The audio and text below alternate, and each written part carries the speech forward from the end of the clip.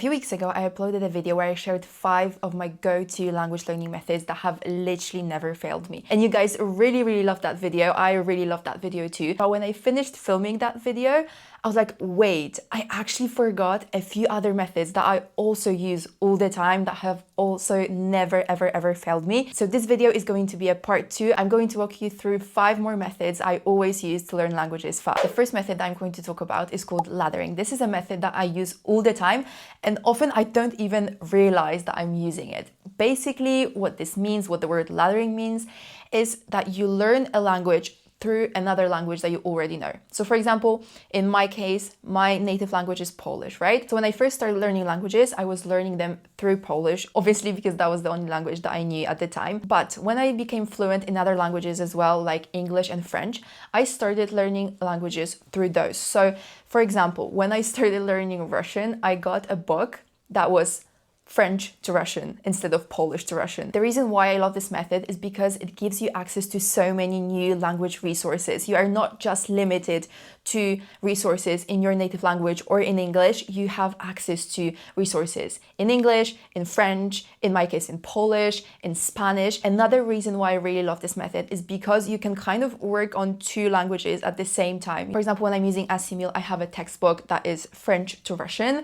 I can look at the dialogue in Russian, but then I can also look at the dialogue in French, and from time to time I see words that I either don't know or that I never use, and it's really nice. You get to work on 2 things at the same time. It can also really help when you are learning languages from the same language family. I remember when I started learning Danish, it's a Germanic language. Obviously, I already knew English, which is also a Germanic language, and I could see so many similarities. It was just easier for me to make sense of the grammar because I could compare it with English grammar. My native language is Polish, and Polish grammar is completely different, so there are not many similarities there. So it was really nice to have that connection between English and Danish, even though those languages are not like super similar, but still there were many similarities that I found, and it just made learning Danish a lot easier. So if you already speak a language at a good level and you want to start another language, give this method a try. It's really good. The second method that I'm going to talk about, again, I really love it. I feel like these are my favorite language learning methods, so of course I love them all, but this one truly has a special place in my heart. This method is mnemonics. This method is super simple but incredibly powerful, especially if you struggle with remembering new vocab. And basically what it is you make up little stories that help you remember new things, because our brains love stories. Let me give you an example. Recently, I started learning a new language and I was working my way through numbers. And because this is a language that is completely new to me and it's from a completely new language family, like the vocab is very different. It doesn't really resemble anything else that I know. So I was like, okay, what stories can I make up? How can I make my life a little bit easier? For example, for number 5, in that language, it's beige. And it really reminded me of the word beige. To me, the color beige is kind of like in the middle. It's not white, but it's not really exciting. It's like in between, you know? So I was like, okay, perfect. Because number 5 is in between 1 and 10. And it reminds me of the word beige. And the color beige is also kind of like an in-between color. So that was the story that I made up for number 5, and I remembered it instantly. Another really good example is number 4 in that language is tort, and it really reminded me of the word tort in Polish, which means birthday cake. And I just visualized a birthday cake with 4 candles, kind of like the birthday cake emoji. I think it has 4 candles if I'm not mistaken, but basically I just visualized a cake with 4 candles. Again, remembered it instantly and remember it to this day, and it was really easy. So that's kind of how mnemonics work. The crazier, the more ridiculous your story gets, the better, because our brains love stuff like that. I also heard that this method is really good when you are trying to memorize new characters, so like Japanese kanji or Chinese characters, but I don't really have too much experience with those languages, so this is just what I heard that it's also really good for that. The third thing I always do is I learn whole phrases instead of words in isolation. I think the professional term is chunking, but yeah, it just basically means learn whole phrases instead of words in isolation. This one is, again, you guys know, it's one of my favorite methods, but it just works so well because when you learn the whole phrase, You don't have to think about the grammar behind it. And when you actually use it in real life, when you are talking to someone, you don't have to be like, wait, is this correct? Did I use the right tense?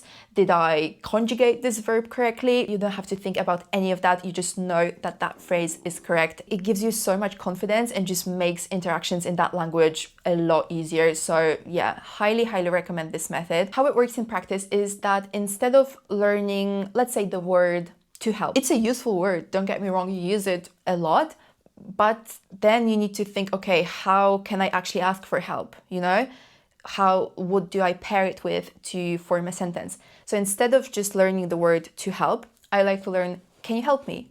Or would you like me to help you?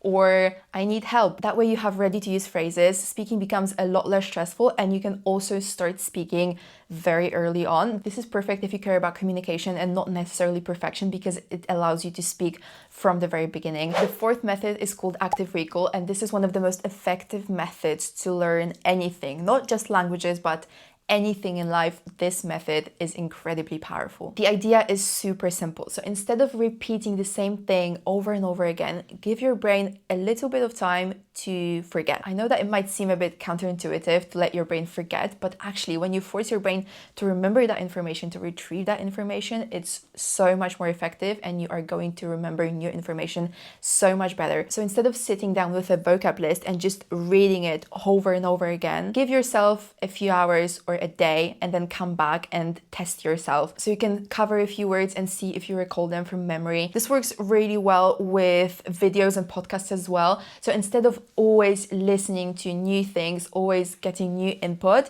you can pause for a little bit and try to actually summarize what the podcast episode was about, what the video was about. That way you are turning your passive knowledge into active knowledge. You are forced to use new words that you learned from that video, from that podcast. And also you can make sure that you really understood what you just watched, which is great. If you, for example, have an online lesson with a teacher and you have homework to do, what I usually do, because I recently started learning a language with a teacher online, is that I wait a few hours and then do my homework. Because, you know, after the lesson, everything is fresh and I remember everything and I can do a homework easily.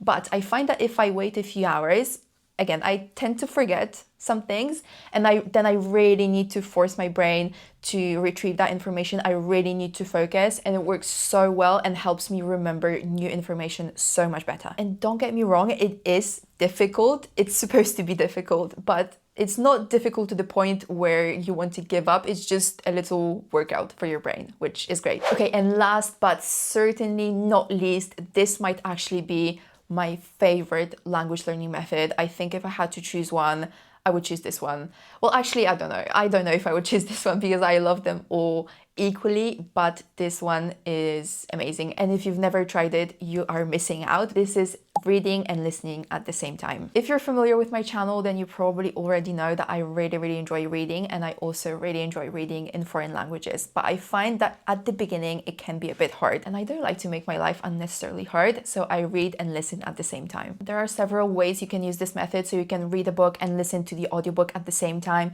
You can listen to a podcast that has a transcript, or you can even watch videos that have subtitles. It engages both sight and hearing, so it makes it easier for your brain to associate the spelling of the word with its pronunciation. It naturally helps you get used to the rhythm, intonation, and pronunciation of the language. And I also find that it's really, really useful for languages where what you see is not necessarily what you pronounce, you know? So languages like English and French, it also massively improves your listening comprehension. And it's also super, super useful if you are learning a language with a new alphabet. For example, I'm learning Russian, and I'm not gonna lie, I'm still not 100% comfortable with the Cyrillic alphabet. And I find that when I listen and read at the same time, so I hear how the word is pronounced and I see the word, it makes things a lot easier for me, and it really helps me get used to a whole new alphabet. I recommend using it first for short stories, articles, short podcasts, and then eventually you can move on to books. Then when you get used to the language, to the new alphabet, you can of course move on to just reading. But even if you're super advanced, you can still use this method. I use it all the time and it gives me excellent results. Alright guys, that's it for today's video. I really hope you found it helpful and I really hope you enjoyed it. Don't forget to check out the Polyglot Effect community. The link link is in the description. And also don't forget to use the code 2026 to get the discount. I can't wait to start learning with you guys in 2026. Again, thank you guys so much for watching. Don't forget to like this video and subscribe, and I'll see you in my next one. Bye.